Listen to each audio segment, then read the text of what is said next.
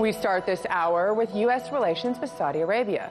Now, U.S. Energy Secretary Rick Perry has reportedly given the green light for U.S. companies to sell nuclear power to the Saudi kingdom. Now, it's raising concerns about a Middle East nuclear arms race. RT correspondent John Huddy has more. The decision was made quietly and without public scrutiny. Reuters reports that U.S. Energy Secretary Rick Perry approved 6 secret authorizations by U.S. companies aiming to sell nuclear power technology to Saudi Arabia. Saudi Arabia is looking to build at least 2 nuclear power plants. The U.S., South Korea, and Russia are all reportedly competing for the deal. Perry's approval, known in DOE speak as Part 810 authorizations, sets the stage for U.S. companies to do preliminary work. President Trump met with the heads of several nuclear power companies back in February at the White House, including Westinghouse, General Electric, and TerraPower, among others. The meeting was reportedly set up by retired Army General Jack Keane, a Fox News Channel contributor and co-founder of IP3 International, a company that has lobbied for American nuclear power development in the Middle East that's also been linked to Michael Flynn, Trump's former national security advisor who pled guilty to lying to the FBI and was accused of failing to disclose private travel and meetings tied to Russia and Saudi Arabia while he was trying to get government security clearance. The Trump administration has pursued work on sharing U.S. nuclear power technology with Saudi Arabia, a U.S. ally, but a nuclear-powered Saudi Arabia raises concerns about a Middle East nuclear arms race. Saudi Crown Prince Mohammed bin Salman said in an interview last year that the kingdom would develop nuclear weapons if Iran did. There have been reports Saudi Arabia is already trying to develop ballistic missiles while rejecting U.S. standards to hamper efforts to enrich uranium. The argument, however, for selling nuclear power technology to Saudi Arabia is based in part on national security.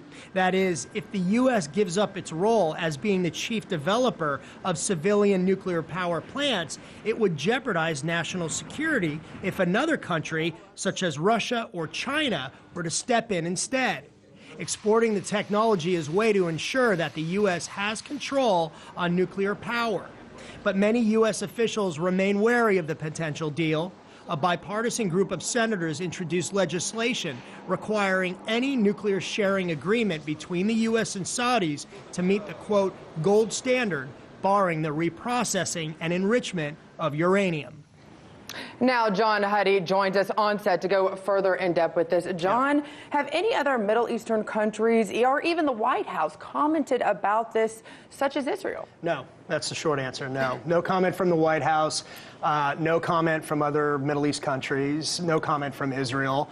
This was done very secretive, obviously, as we were just talking about as I went through.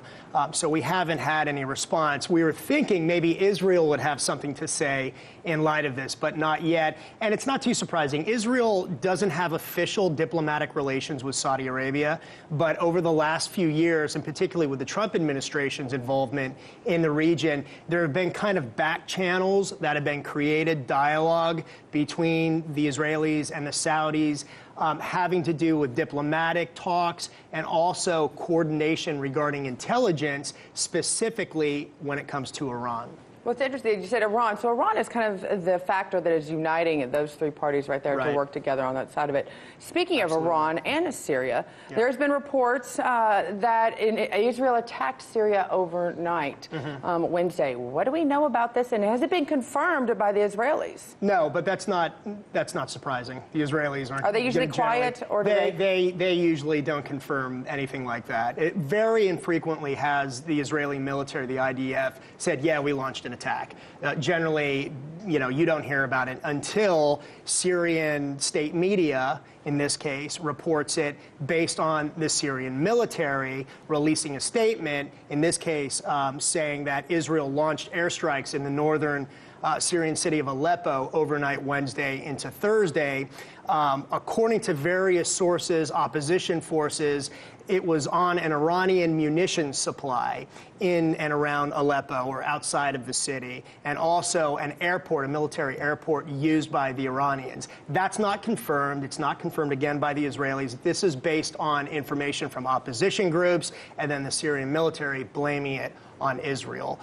So this kind of factors into the overall tension in that region. And by the way, there was reportedly a blackout that was caused in Aleppo because of this, because it happened in an industrial area. So we haven't heard of any fatalities, any major damage, but it wouldn't be unusual if Israel did launch this airstrike. And it plays into kind of the overall tension in that region, specifically having to do with this week, as we've reported in depth, about President Trump's declaration announcing Israel's sovereignty over the Golan Heights, and how that's going to play into just the, everything having to do with Israel, with Syria, with Hezbollah and Lebanon. But that's the thing, the timing of this, John. Would it not have been better just if Israel would have said, let's kind of give some time between the announcement of the Americans and this, or is this just what they did? Israel's not. Israel's not thinking it that way. Israel's, Prime Minister Netanyahu has said, and Israeli officials, their red line is not allowing an Iranian military presence or foothold in Syria.